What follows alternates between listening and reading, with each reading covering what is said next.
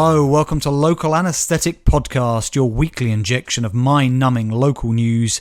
My name is Alex, and joining us for episode 321 now is Rob. How you doing there, Rob? I'm well, mate. Yeah, not too bad. It's not much to report, really. It's been quite an average week. The weather feels like it's more. I don't know. It feels like it's approaching autumn, which I suppose it technically is. Yeah, not much to say, really. Well, we are recording on Thursday, the 27th of August. We're recording late afternoon. I am down in Dorset, staying with my parents, having a nice break, Rob, and in some degree of discomfort because, yes, the weather here today has been terrible, but yesterday the weather was fantastic, and everybody descended onto the beach near where my parents live, and we went down to the beach. And I'm normally very good at this, Rob, I'm going to be honest, but I did not liberally apply enough sunscreen to my legs and feet and promptly fell asleep in the sun for a good hour, and I have bad sunburn on my legs and my feet. It looks like a lobster down there, and I'm very upset with myself, Rob, because I only have myself to blame. Can't blame the sun, can't blame anybody else, just me, Rob. This one's on me. Do you know what, Alex? I feel your pain. Because I think... no, you really don't. No, possibly not. But at least twice last year, one time I think on both occasions, actually, I just neglected to use suntan, which I always used to do religiously, and got sunburnt, which I don't think I've actually done since being a child. So, yeah. What are you doing to try and alleviate the pain? I went to the pharmacy and bought some calamine lotion. Is it cameline or calamine? Calamine lotion. Calamine, yeah. And I also bought some aloe vera gel as well, Rob. Oh, fair enough. Okay. Is it working? Yes, but it has decreased the amount of discomfort, but it was annoying because I'd actually booked to go for a swim in my parents' local pool today, but couldn't go because the chlorine would have really aggravated that. What I'm thinking of doing tomorrow, apparently on the weekend the sun's coming back out, so what I'm thinking of doing is just slathering mayonnaise all over my legs and feet and just leaving them out in the sun. I heard that really works, Rob. Yeah, give it a go, mate. I think, what's the worst that could happen? Exactly. Right, Rob, is there any... Oh, by the way, Rob and I were just saying off air, episode 321, what people don't know, should we give them an insight behind the curtain, Rob? We can do, yeah, absolutely.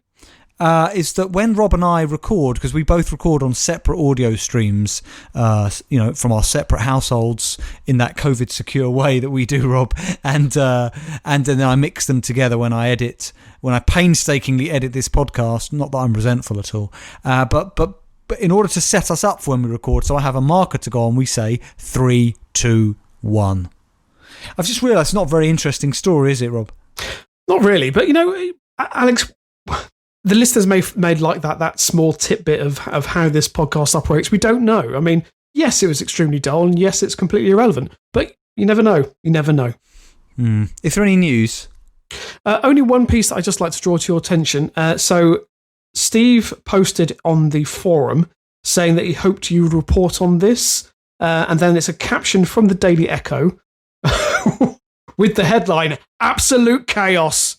And it was a snapshot from the angry people in local newspapers, which I'd obviously encourage people to have a look into. It's a very good website, and apparently the road is being dug up in Bournemouth, which is causing apparently absolute chaos. I don't know what. It's obviously not around this neck of the woods because I haven't seen that. But I'm going to be honest. I did visit the news shopper the other day, and as per usual, there was nothing there apart from COVID stories and other things that weren't at all amusing. And I think I've kind of given up because actually I realised I haven't actually been to the Bournemouth Echo in a long time. So it's sort of that vicious circle, Rob. There could be great stories, but I'm not looking because for the longest time, the reservoir has been dry, Rob. Maybe rain has come, Rob. Maybe water is there again. Maybe I should visit the reservoir again. I don't really know where I'm going with this, but I hope you understand the metaphor. Yeah, I do. And no, I completely agree, Al. I think it has been a challenge over the last couple of months to find local news stories, simply because COVID has dominated everything. Exactly, Rob. But as one door closes, another opens, because it gives us opportunities to find the stories we have been, Rob, which have been exceptional from around the world. And with your permission, Rob, I shall start with one of those right now. Are you okay for me to begin here? Please do. I have an excellent, Rob, COVID-19 related story. Right, okay. It comes to us by way of Tokyo. I'm not doing the voice. Is it? No, it's not the Tokyo. No, it's not the Tokyo Reporter. That's a shame. I leave you to report on the Tokyo Reporter, Rob. In fact, I'd like you to visit there again and tell us if you find anything. Yeah, I will do. Well, I mean, it used to be the case that Jack used to send us stories from the Tokyo Reporter, but I haven't heard from Jack in a while. I hope he's okay. I'm sure he's fine. I'm sure whatever he's doing, and wherever he's. You say that, Rob. Rob, you say that, Rob. But whatever happened to Parker and Virginia? There are names, Rob, that we just don't hear from anymore, and we don't know what happened to them. Parker, are you there? Parker. There's definitely a few listeners from our past that we've lost contact with, and we really wish them the very best and hope they are safe and well. Hey, what about there was was it what was her name? Was it Nicola? Nicola in Norwich, yeah. Helen as well. Helen Naughty Nicola. Yeah, naughty Nicola. Oh yeah, what happened to Helen? Yeah, I think Helen is still listening. I'm sure she got in contact with us not too long ago, but yeah. Yeah. Anyway, so Rob, this comes to us by way of Reuters, the very well-esteemed news agency. Of course. Right. So so it's by Reuters, Saturday, 22nd of August. Headline: COVID-19 scary. Japan group offers coffins, chainsaws for stress relief. This is one of those stories, Rob, that truly could only happen in Japan. When I think of coffins and chainsaws, they're not the. I don't know. They kind of fill me with anxiety more than stress relief. I find them soothing. So, Tokyo, August the 22nd. Are you finding the pandemic scary? A Japanese group is trying to take people's minds off COVID-19 by putting them in coffins surrounded by chainsaw-wielding zombies. I mean, I kind of understand that, because if you're in a situation where you're face to face with a chainsaw wielding zombie, a global pandemic may be the last thing on your mind. Exactly, Rob. Right. To me, what am I going to call this? I'm going to call this the Ronald Reagan alien hypothesis. This is why I say that. Okay. Ronald Reagan once said in a speech, I believe, to the United Nations, he said he sometimes wondered whether all of humanity's problems would likely dissolve instantly if we were, invaded by aliens, because suddenly we'd all have to pull together, Rob. Do you see what I mean? All of our gripes and problems and wars and territorial disputes would mean nothing, Rob, in the face of an alien invasion. So right? Like in Independence Day, for instance. Exactly. So the reason why I use that is it's this idea, isn't it, that something might seem bad to you in a moment, but if you put something worse in front of you, suddenly the thing that seems so bad doesn't seem so bad anymore. So, for example, my sunburn might be irritating me. Now, one way to ameliorate that might be to cut off my arm, Rob, because if I cut off my arm, I'm going to be in such pain from the loss of the limb and such concern and such trauma, I'm not going to be thinking about the sunburn, Rob, anymore. So I guess in Japan their argument is, are you scared of COVID-19? Well, let's put you in a situation that is literally mortally terrifying, and you'll forget about the pandemic in an instant. Absolutely. I think that logic is sound, if you ask me. Yeah, so I'm going to call it, I still think it needs work, but the Ronald Reagan UFO invasion hypothesis. Is that a good name for a good episode title? Yeah. I was about to say, yeah. Yeah. So anyway, back to the story, Rob. Customers this weekend in Tokyo can lie in a 2-meter windowed box listening to a horror story and watch actors perform and get poked with fake hands and squirted with water. Right. And they're paying for this experience. I assume so. And they say the pandemic is stressful and we hope people can get a bit of relief by having a good scream, said Kenta Iwana, coordinator of production company Scare Squad, which is putting on the 15-minute show. So it's a 15-minute short burst, Rob, of terror. I mean, Alex, there are ways you could do that. You can scream in fear or in delight in the pleasure of your own home without having to leave the house or socially distance. I agree. I have to say, if I do want like a short burst of very concentrated terror, I enjoy a quick trip to my local Wetherspoons. That normally does the trick. Right, anyway, as Japan experiences a COVID-19 upswing with 1,034 infections of the new coronavirus on Friday, Iwana, 25, who runs his Scare Squad, is scrambling to find work for his actors, who normally perform at venues such as theme parks. Last month, Scare Squad offered drive-in horror shows. Customers too are looking for alternatives and a way to blow off steam. Lots of events have been cancelled because of coronavirus. I was looking a way to get rid of my stress, said one patron after lying in a coffin through the 800 yen, which roughly works out as $7.60, which isn't bad, Rob. That's good value for money, Alex, if you ask me.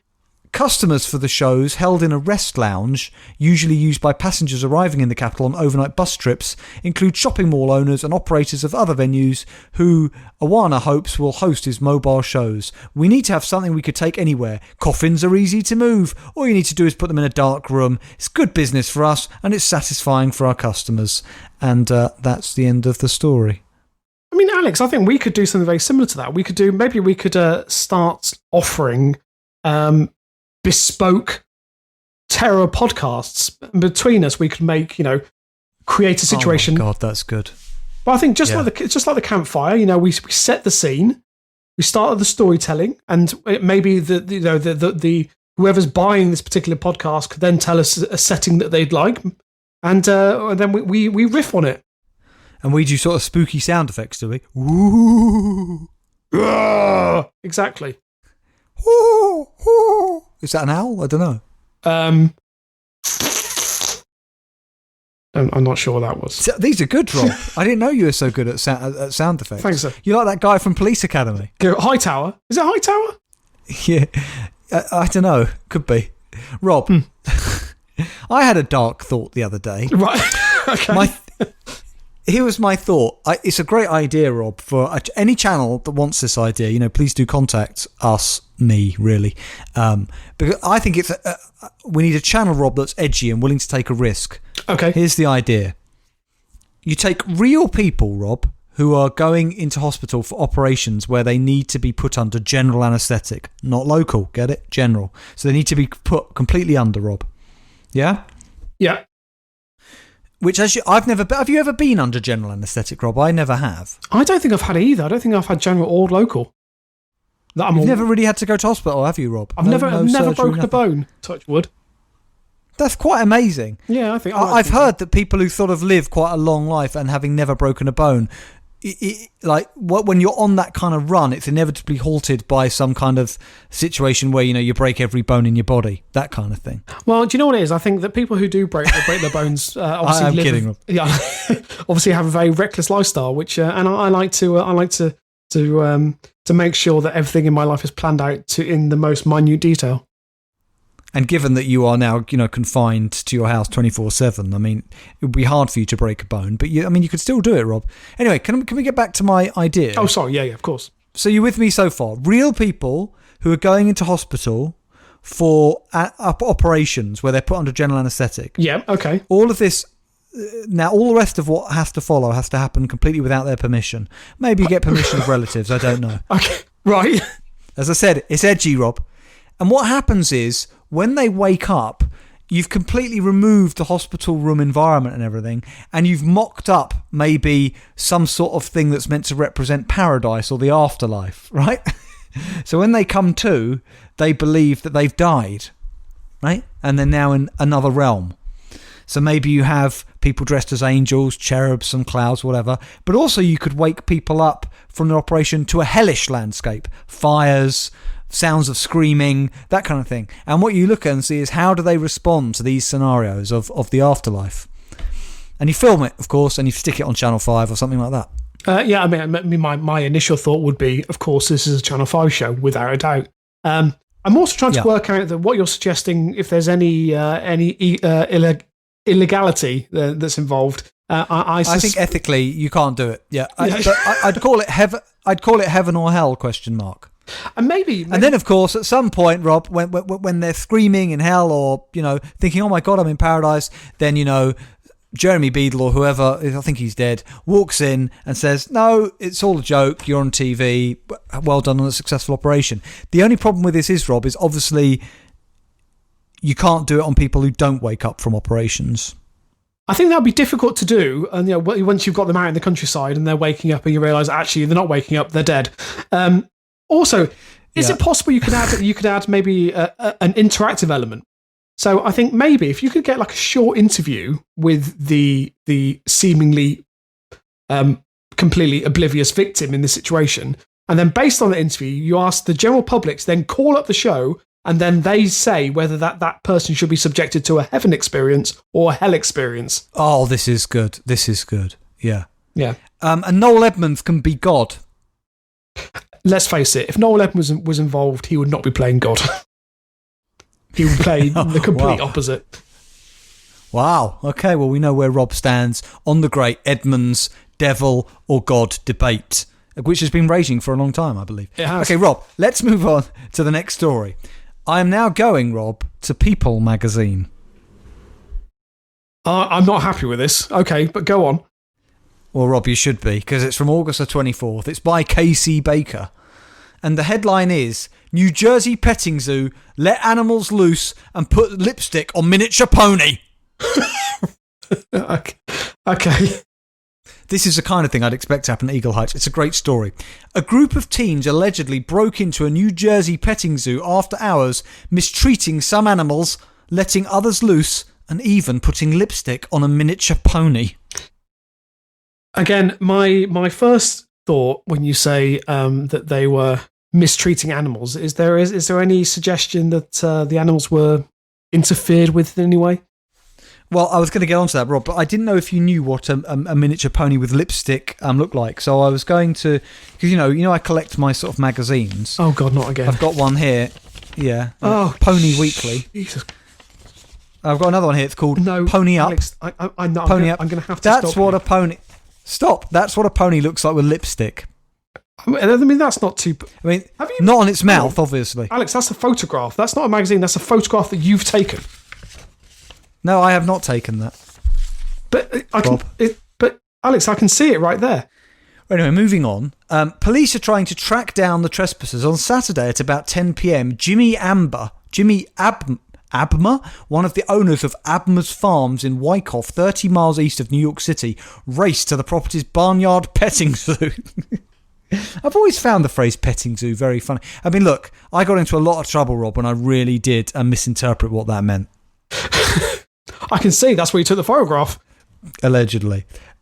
So, yeah, he raced to the property's Barnyard petting zoo when he and his family heard a commotion outside, the Wyckoff Police Department said in the release. He began yelling at a group of at least 6 alleged trespassers he saw on the property, CBS New York reports. Whilst he was trying to find out what was going on, someone sent him a Snapchat picture of a teenage girl with long, platinum blonde hair, wearing a black crop top and ripped jeans, riding a miniature donkey in the petting zoo, say police in the release. And I'm looking at the picture of that.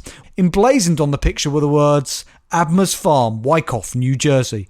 The family wrote on Facebook on Sunday that during the alleged Barnyard crime spree, can I just say, Rob, scratch whatever I said earlier. I'm sorry, I'm going to petition strongly for alleged Barnyard crime spree is genius. I think that's one of the strongest. Yeah, we've had in a while. Yeah, I'd agree, mate. Yeah. Well, during the alleged Barnyard crime spree, the teens, in quotes, opened gates and rode our miniature donkeys who should not be supporting that much wake. One person took a Snapchat of another person riding our mini donkey and applied the Abma's Farm geofilter. We caught 2 other trespassers trying to steal, the post continues. When we called the police, the 2 fled the scene. The teens allegedly tried to swipe tables and chairs from the property as well.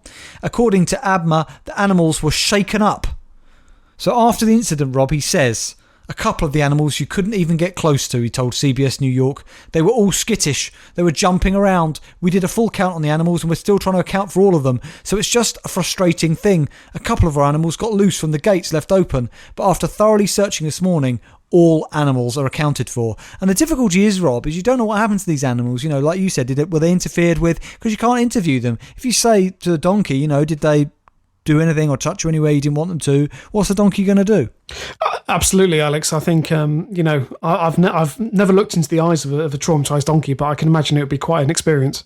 Well, I mean, I don't know if the eyes. I'll show you another one from my Pony Up magazine. Do those eyes look traumatized to you, Rob? To me, I see something very seductive. And I see something very illegal. The gentle, vulnerable, seductive gaze of a donkey, Rob, is like nothing on earth. I've got nothing. This was no ordinary break-in, Rob, the family noted in the post. First and foremost, they say, we are a working farm, and 4 families and 4 generations live here. Now, that worries me, Rob. On this farm, 4 families and 4 generations live here. Rob, come on. Inbreeding. Okay, I mean, in some ways, that's probably better than what I thought you were suggesting. Yeah. What did you think I was suggesting? Well, we've alluded to it many times in this podcast, and actually, in many situations, actually, the suggestion of inbreeding is less of a concern than what? Than them, breeding with the other residents of the farm or the animals. You know what I'm trying to say, Alex. It's not possible, Rob. You can't have an animal-human hybrid from having sex with a donkey. I mean, I hope not anyway. Otherwise, Rob, am a very proud father. All I'm saying, Alex, in a few millennia's time, if we have a man-donkey hybrid, because evolution found it was necessary to do that, then I will be proved right. Yeah. So he said, this is our home. Second, from a human safety standpoint, breaking into animal pens with no animal training is dangerous. Animals can kick, rear up and trample you. In the dark, anything can happen. That's a man speaking from experience. I think he's tried to get close to one of those donkeys and they've reared up and trampled him. So he says... that's a genuine quote. In the dark, anything can happen. A genuine quote is, breaking into animal pens with no animal training is dangerous. Animals can kick, rear up and trample you. In the dark, anything can happen. Do you reckon that's a family motto? on the crest, Rob. Yeah? The crest, in the dark, anything can happen. Brilliant. Third, the safety of, in quote, block quote, capitals, our animals has been compromised, and that is... full stop, not, full stop, okay, full stop. Our animals are now shaken and skittish compared to their normal relaxed nature. This is very troubling to us. The barnyard was closed on Monday so a vet could examine the petting zoo's 60 animals, which include, Rob, rabbits, sheep, pigs, goats, and at least 1 miniature pony. I find that odd. Why can't they work out how many miniature ponies there are? There's at least 1. Yeah, because you won't go to London Zoo and they're giving the roll call of animals and say, we've got at least 2 tigers. And I think you need to be specific about that. Good point. The Wyckoff Police Department's Detective/Juvenile Bureau, I want to work there, is working with Tyco Animal Control, where I also want to work, to identify all the parties responsible. As of yet, no arrests have been made. Authorities are zeroing in on the alleged suspects based on the Snapchat photo Jimmy Abner received, which showed a female party who had been riding in a donkey in the petting zoo and other persons who were involved, police say in the release. The family is still seething. The article finishes by saying, the sheer disrespect that some people have is truly infuriating, Jimmy Abner told the Daily Voice. There are teenage pranks, and then there's something like this. Unfortunately for them, we have pictures and names, and we will follow through to make sure everyone is held accountable. These kids will have to deal with what they did. Now, Rob, it's quite ominous that we have to hope that he does not go full-on Alan Ames on this group of teenagers. Again, Alex... in the dark, anything can happen. Woo!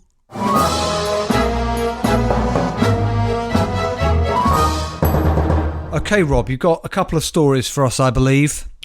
I do indeed. So the first story I tried to find in a local paper, really, but couldn't find it. So this is coming from the Metro. Why are you showing me a small golden retriever cuddly toy?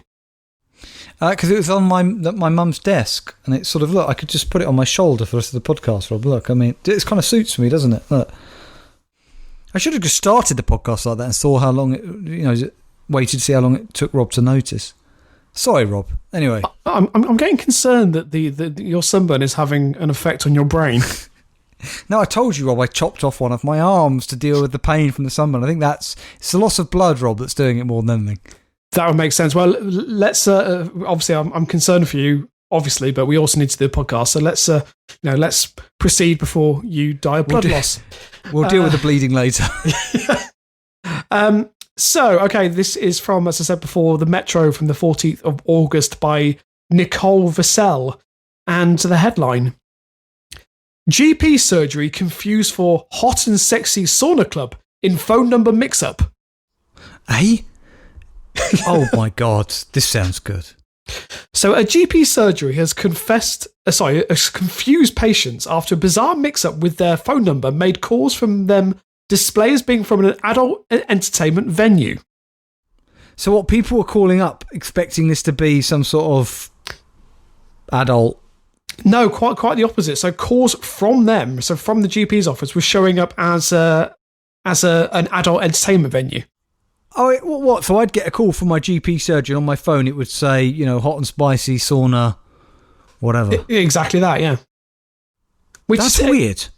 Which seems like the ultimate route. It wouldn't be the ultimate route. If it's the other way around, that would make more sense. But anyway, so Aspen Medical Centre in Gloucester told Twitter followers on Tuesday that if they received an unexpected call from the Liaison Sauna Club in Rochdale, it's likely to be from them blaming a persistent error with the UK telephone system.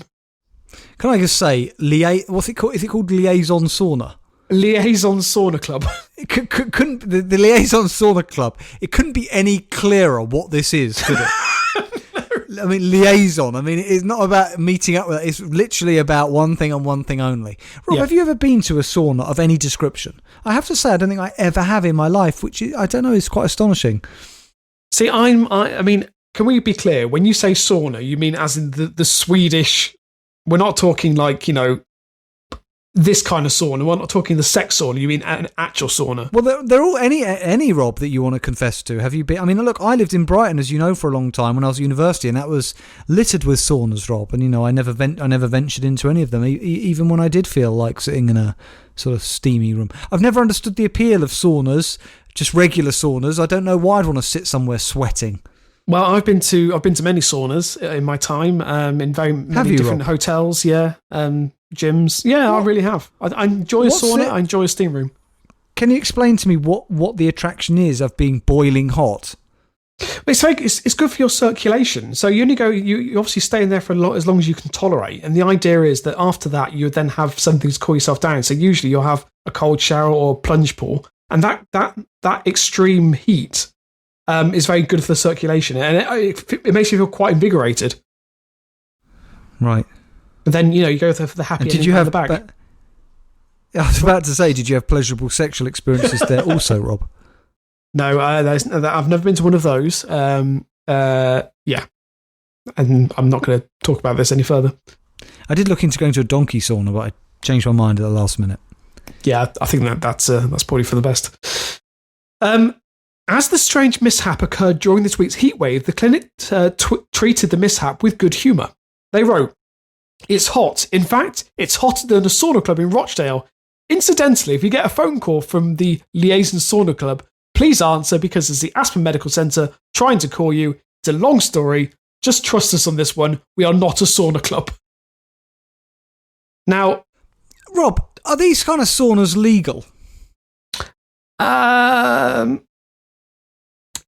I don't know, actually, in all honesty. I don't think they are. I mean, I suppose the way that they will get around it is to say we are just basically providing a sauna, and if people meet there to then engage in sex, that's at their own discretion. But okay, because I'm now, Rob, it's like, I feel like, you're a father educating a son here about the birds and the bees. So, like these places that used to be in Brighton, where I used to live, would people have sex in the saunas? I think I don't know how they have sex, but they may engage in sexual acts. I don't know, Alex. I don't know why you think I would know these things. I know I'm a man of the world, to an extent. I feel I'm drifting away from the story. I apologise. I just wanted to understand a bit more, Rob, about the world, and I think thou dost protest too much, Rob, to be honest. Well, as of yet, the Sauna Club, which describes itself on Facebook as a hot and sexy adult entertainment venue, has not addressed the mix-up. Its last social media post was in 2017 when it advertised a Valentine's Day event with lashings of lust and boasted of central playrooms fitted with huge beds for group fun. Okay, so people are having sex in the saunas. So these group rooms, I mean, like, I can't. First of all, I said to you, I already don't find the idea of sitting in an incredibly hot room that appealing. But the idea of having sex with somebody in an incredibly hot environment. Yeah, I agree. Do you see what I mean? Is the sauna a front? Has it got nothing to do with a hot room? And out the back, there are just nicely cooled, air-conditioned rooms for people to have sex, or do they have sex in a swelteringly hot sauna? That's all I want to know. I get the impression that maybe they meet in there, but I think it'd be actually quite dangerous to have sex in there.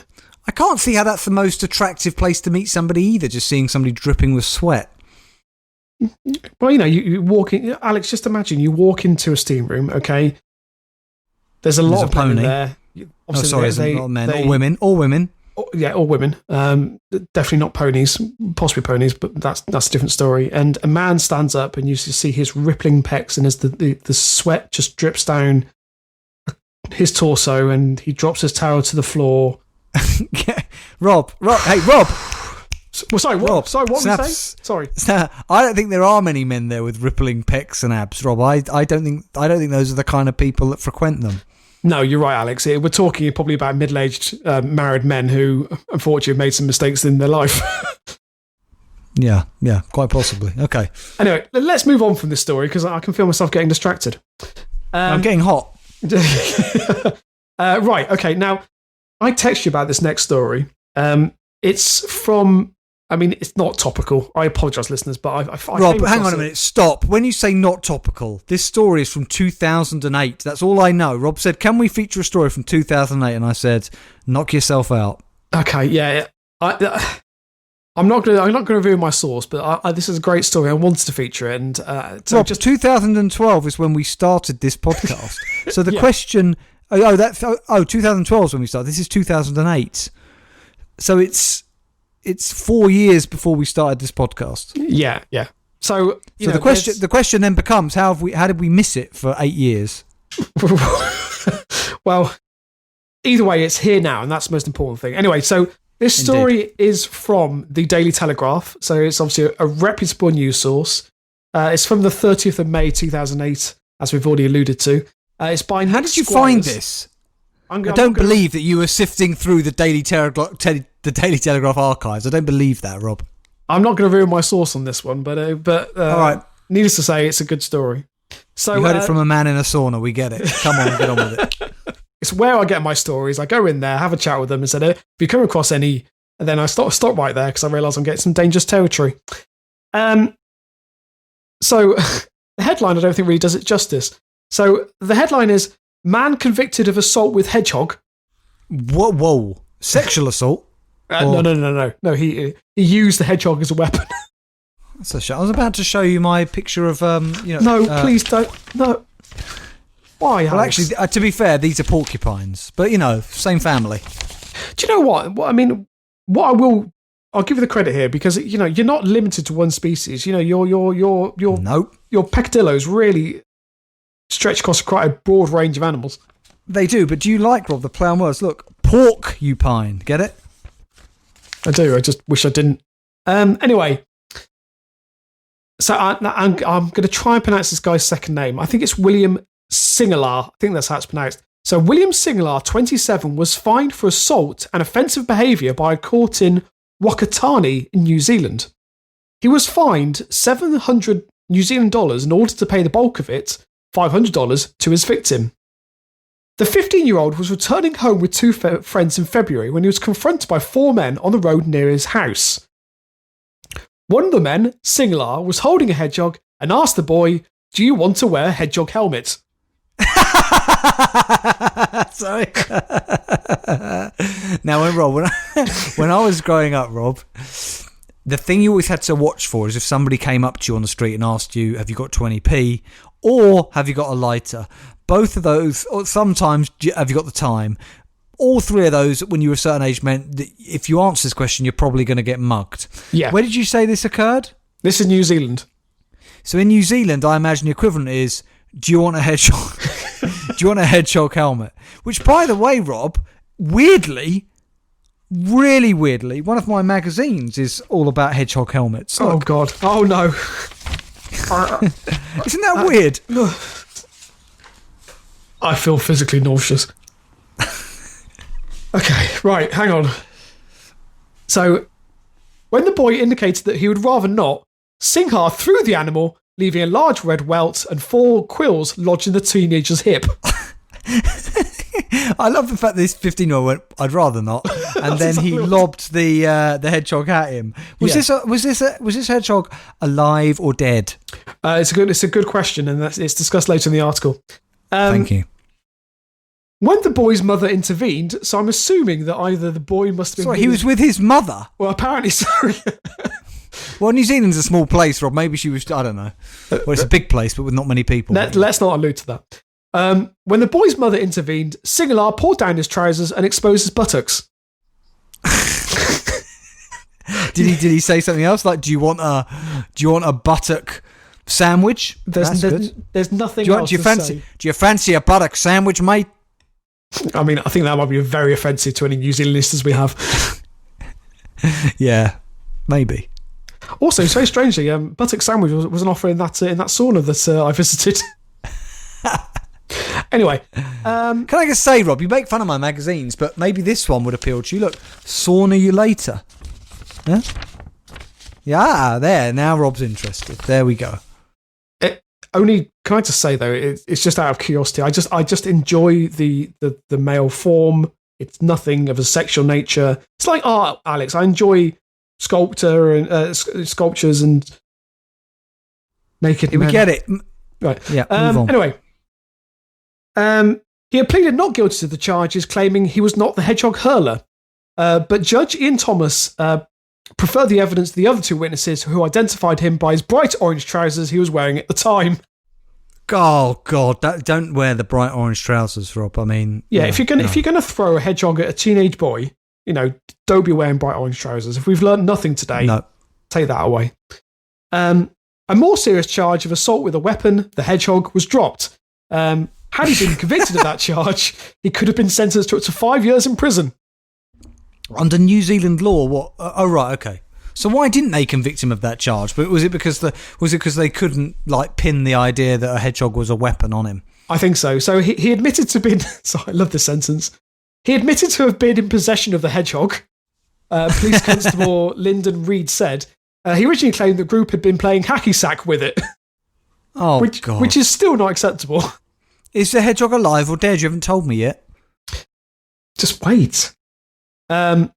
Constable Reed said, referring to the game in which the aim is to keep up a small bag or beanbag in the air, it is not known whether the hedgehog was dead or alive at the time of the attack, but Sergeant Bruce Jenkins said earlier that it was dead when collected as evidence. And then, if for some random reason, says apparently European hedgehogs were deliberately introduced to New Zealand and are now considered a pest.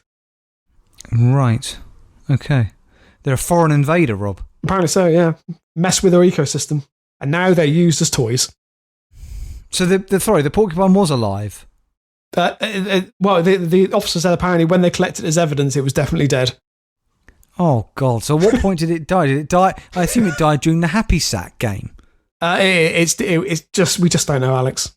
Hopefully. So when he said to this teenager, do you want a hedgehog helmet? What did he mean? I'm assuming he was going to place the hedgehog in the boy's head. Which, I mean, considering his mother... It could mean something else. It could mean something else. Maybe he meant he was going to shove it into his crotch. Actually, that's a very good point. Considering he threw the hedgehog at the boy's hip, maybe he was launching it at his penis. I think, yeah, to give him a hedgehog helmet. Yeah, and no one wants the hedgehog to the penis. Well, some people do. You say that, Rob. Well, yeah, don't, no, not again. Hang on! Again. If I can just show you another of my porcupine publications. This one's called Pining for You. I mean, porcupine. That looks generally painful. I mean, but maybe, again, some people enjoy that.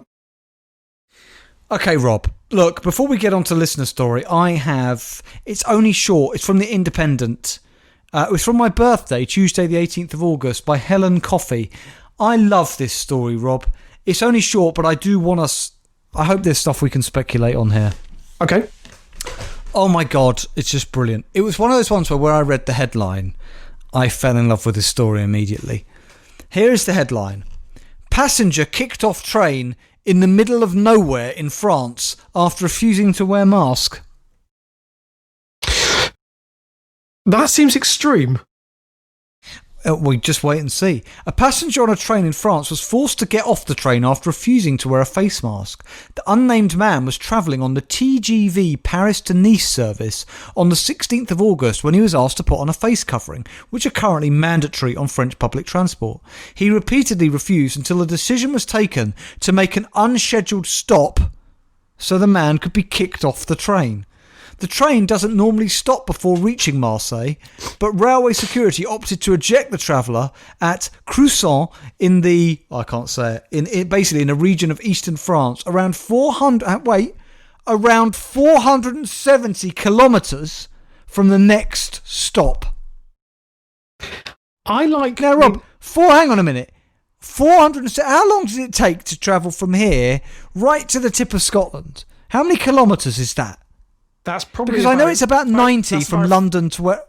Yeah, that's about 400. So there's 400 to Edinburgh. It's about because Manchester's about 200 miles, so it's about 400 miles to Edinburgh. So he's got the whole stretch of Great Britain to somehow traverse before he can get to the next scheduled stop.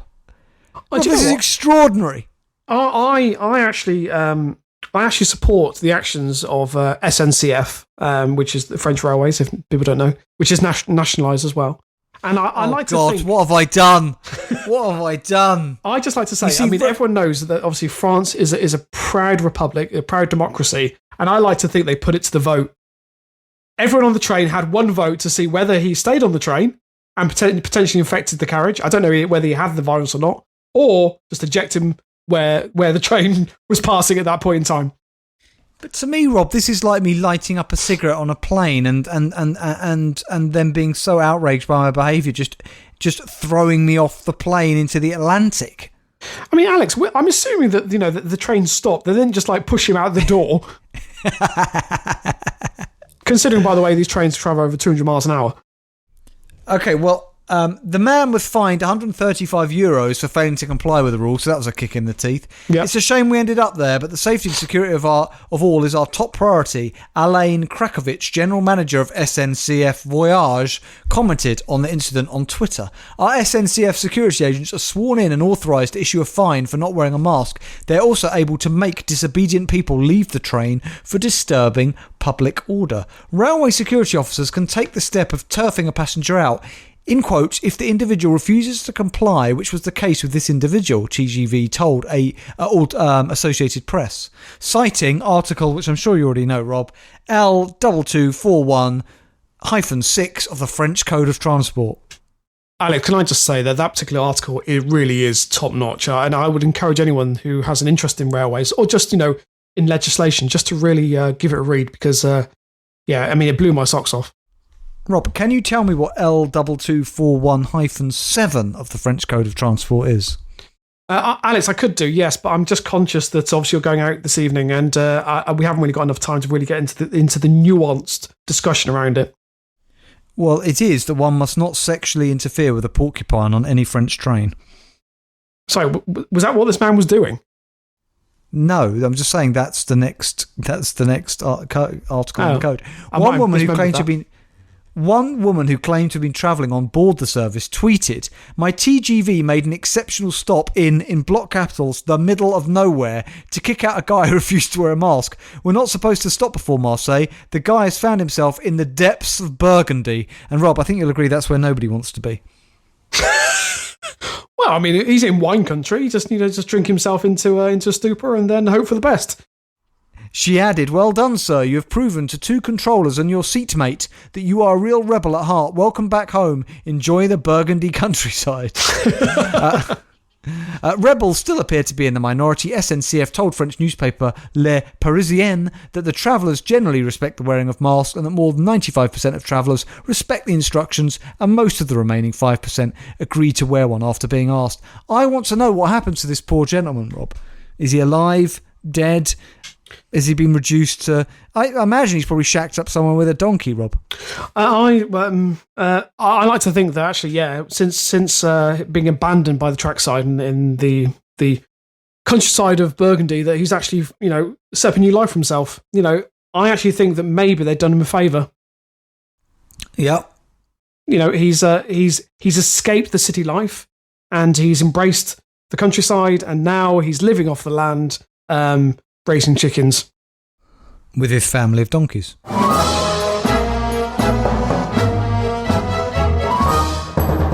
Okay, now Rob, I have a confession to make.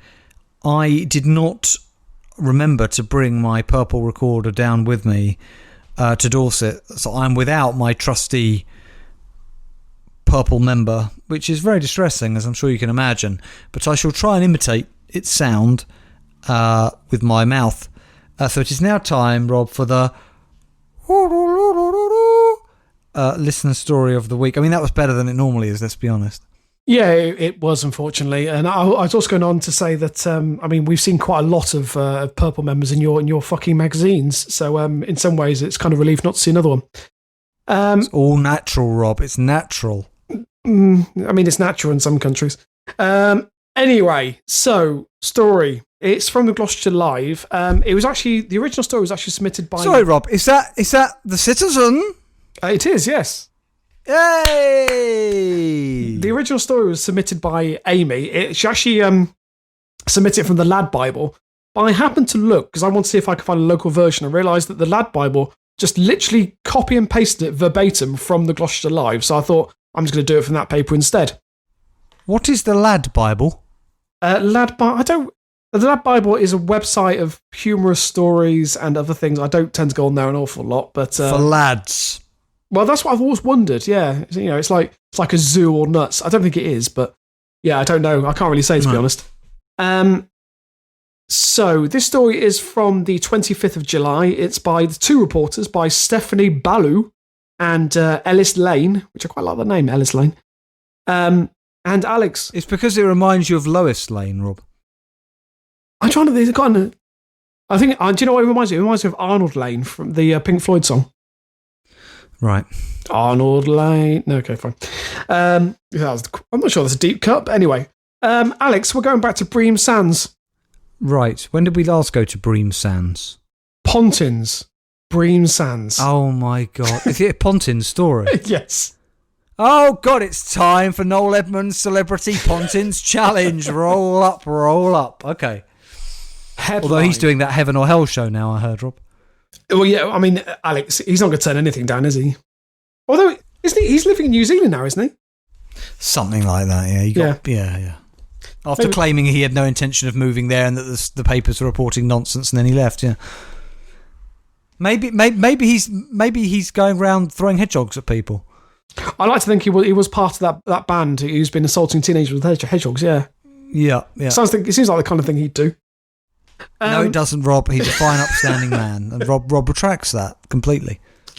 I mean, not completely, but allegedly. Right, okay. Are you ready for this? Yes. Family finds used condom in horrendous Pontins Bream Sands accommodation. Oh, God, are we really going to end the podcast like this, Rob? With a used condom at Pontins? What a fitting way to end an episode of Local Anaesthetic. Seriously, Alex, why are people still going to this holiday resort? Why is this place still open? I mean... It's bizarre. It's unbelievable. I'm sure Pontins is following all the COVID guidelines, Rob. I'm sure it's very clean. Let's just hear this story. I mean, I think this story is evidence of how clean they are, I think, probably. Yeah. A family on a post-lockdown break at Pontins Bream Sands resort claim they found a condom in their deluxe room along with a dirty toilet and a cracked bath. Hang on, sorry. Rob, why are we reading this story out? Honestly, seriously. No, this is unfair against Pontins.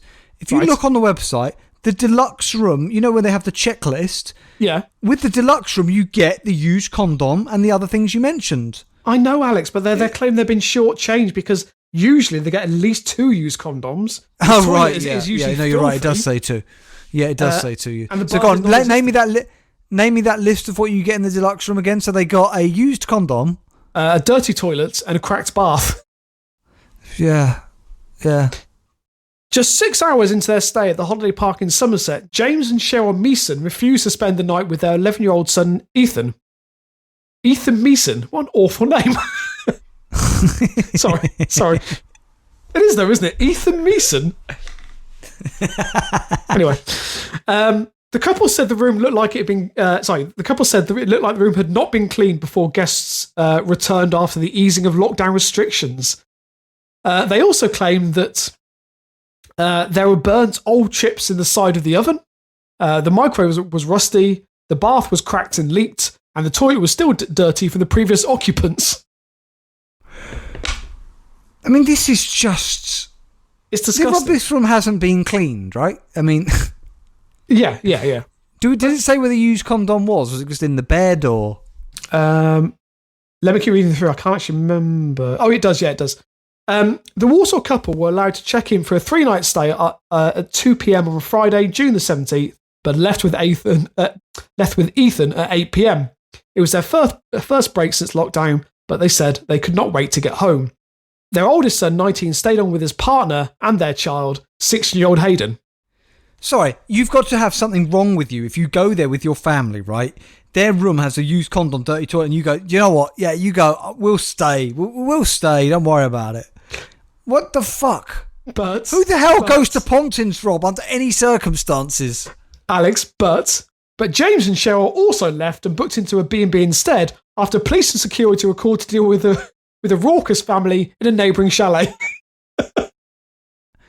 Rob, should we go and stay in Pontins, Rob, and do a podcast from there when the pandemic's over? No. I have no desire to go there whatsoever. Would you do it?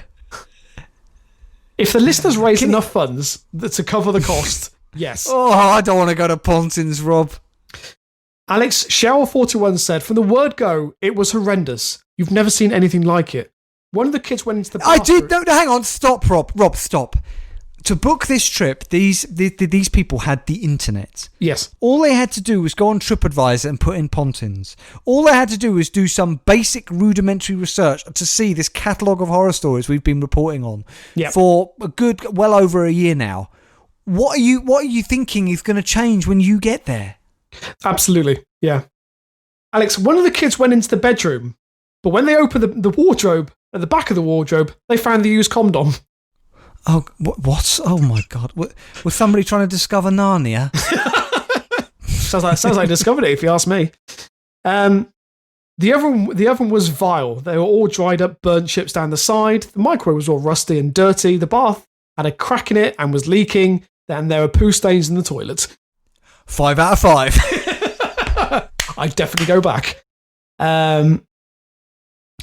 Jamie complained to the manager, but allegedly received an abrupt response. I mean, that manager's just fed up now. This is a daily occurrence. Rob, can you imagine being the manager of a Pontins? I think you go home every night and just cry yourself to sleep. Yeah, absolutely. Alex, in your dirty bed. The next few lines, I think, may explain what the issue is. The family were told that the room would be given a deep clean, but when the cleaner arrived, she struggled to see the problem, they claimed. What?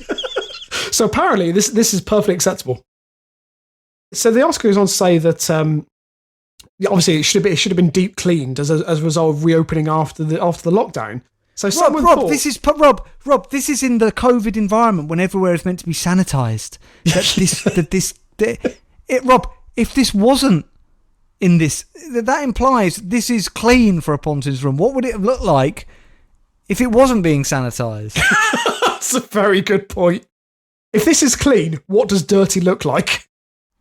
I think it's used bowls, used dirty bowls filled with semen on the counter, just shit in the bath. So just to finish off, Shell said people were coming in and going back home. Whilst we were there were at least 5 families who saw the state of the rooms and they just went back home. They said, we're not stopping here, it's disgusting. And as soon as we came out of those gates, we couldn't wait to get back home. It really does, Rob. I know... I don't know if we get into legal problems, but it really does sound like hell on earth. I just don't... Again, there's the idea then. Take people into a hospital, put them under general anaesthetic for their operation, and you wake them up, Rob, in Pontins, and you tell them, this is paradise. And you see how they respond. Because I'd feel let down. It would be good if you can get like a rival to Pontins to sponsor it. Yeah. Butlins, maybe. Yeah, Butlins, Haven, any of them, really. Rob, I feel I've got to go out to eat with my parents this evening, and you've made me feel physically sick. And that's just you, not let alone the story. I mean, you can look at your magazines. That'll probably cheer you up, I'm sure. Anyway, right, Rob, that brings us to the end of this fantastic episode, if I do say so myself, of LA Podcast. We look forward with a mixture of eager anticipation yet trepidation to our next episode, which will be episode 322, Rob. As we move ever more forward, Rob, why don't I ever prepare? I'm going to start prepare. Oh, as we move ever more forward, Rob, like a man being ejected off of a train in the middle of the Burgundy countryside, 470 kilometres away from the next stop, for refusing to wear a face mask. Do you think, Rob, that as the train pulled away, he was shouting, "Oh, I'll put it on! I'll put it on!" Oh, without a doubt, yeah. There's no way. I mean, they've made the decision though that they are going. They're already late, and I have to say, the French railways really are sticklers for punctuality. So they just left him there for dead. And as he stood there, Rob, watching the train disappear off into the distance, he heard the faint rustling behind him, and he turned round, Rob, to see the gentle, vulnerable yet seductive eyes of a very amorous donkey. And we'll leave him there in that field. Just like that, we move ever more forward, Rob, to our next episode, which, as I say, will be episode 322. We can be found on our website, lapodcast.net. From there you can download all of our previous episodes manually if that's what you want to do.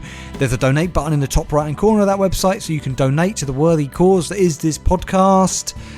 We are on Spotify. We are on all your podcast apps. Wherever you download us from, please hit subscribe and leave us a review if you can be so generous, because that really does help raise our profile.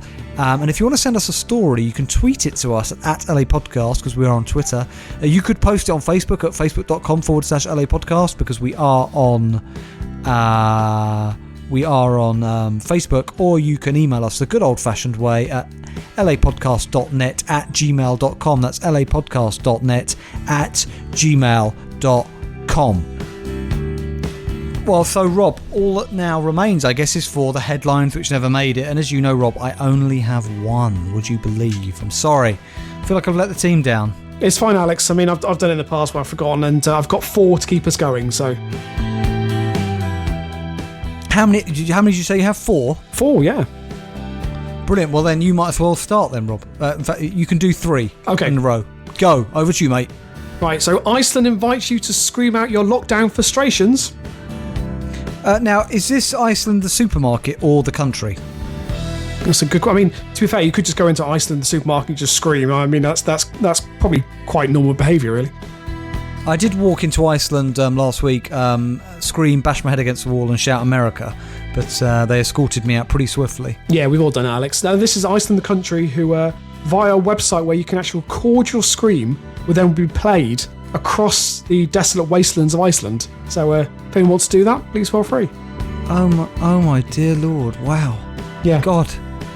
I kind of quite like that. I'm quite tempted to do, actually, so I can send you the link to the website.